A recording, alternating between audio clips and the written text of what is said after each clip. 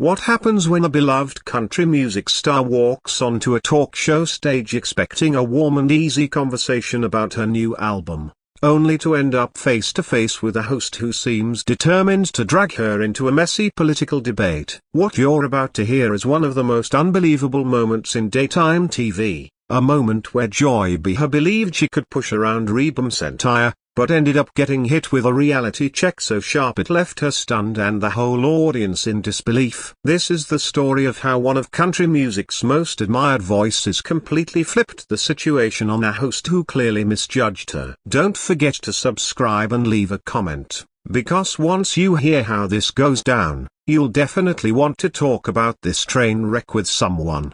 The morning started like any other inside the studio. Reba McEntire had arrived early, her iconic red hair perfectly done, wearing a stylish navy jacket that made her look calm and confident. She had been invited onto the show to talk about her upcoming tour and her new music, something she had done many times over her long career. But as she sat in the green room adjusting her mic, she had no way of knowing that Joy Behar had an entirely different plan for this interview.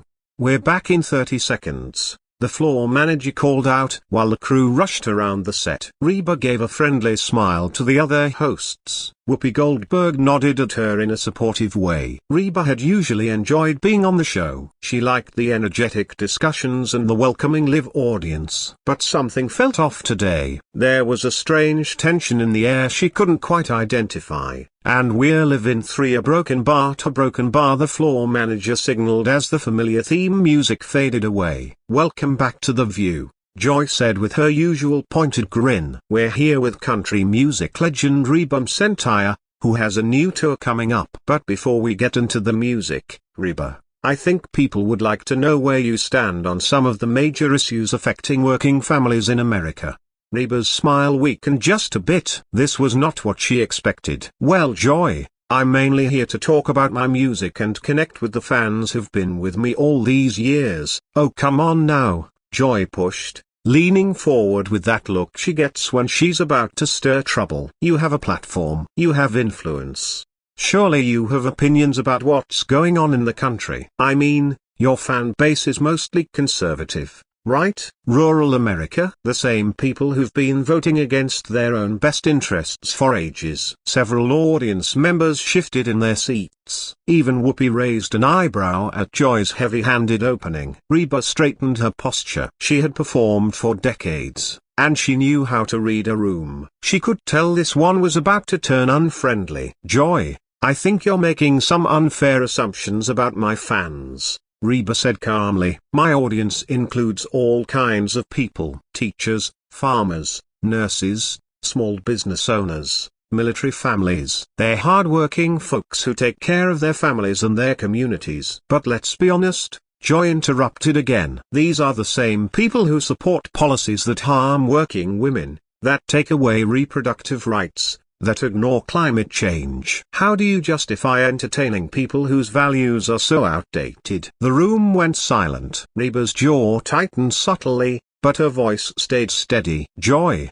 I think you're confusing political labels with real human beings," she said. "The people who come to my concerts aren't defined by who you think they voted for. They're parents worried about their kids. They're people trying their best in a difficult world." "That's a nice dodge," Joy snapped, unsatisfied. "But we all know country music has a long-standing issue with diversity and inclusion. The industry has excluded artists of color for decades. Don't you think you should use your platform to call out those problems?" Reba's eyes sharpened. For the first time, the viewers at home could see the strength beneath her friendly southern charm. "Joy, maybe you should do a little more research," Reba said, still controlled but clearly irritated. "Country music has roots in blues, gospel, folk traditions from many communities. Artists like Charlie Pride, Darius Rucker, Mickey Guyton, Kane Brown, these aren't tokens. They're incredibly talented musicians who've earned every bit of their success." "But historically,"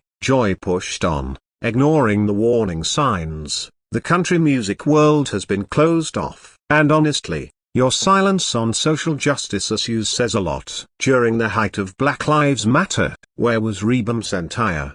The whole studio seemed to drop in temperature. Reba leaned forward, her voice calm but edged with steel. My silence? Joy, you clearly haven't paid attention to my life or my work. I've spent 40 years supporting charities, helping underprivileged kids, raising money for disaster relief, and giving back however I can. But I don't feel the need to announce every good thing I do on social media to score political points. Joy's face reddened, realizing her usual intimidation routine wasn't landing. Well, it's convenient, Joy said, that you can hide behind charity instead of taking real political stances. Your fans deserve to know your views. And what makes you think they don't know? Reba fired back, her voice stronger now. You're sitting here telling me what my fans believe, what they care about, what they deserve. But tell me, Joy, a broken bar, when was the last time you talked to any of them? When was the last time you set foot in a small town? When was the last time you sat with families dealing with real hardship and listened instead of preaching? The other hosts exchanged uncomfortable glances. This was spiraling far from what Joy had expected. Whoopi tried to cut in, but Joy pushed ahead. I don't need to visit small towns to understand that your fan base votes for people who attack women's rights, environmental protections,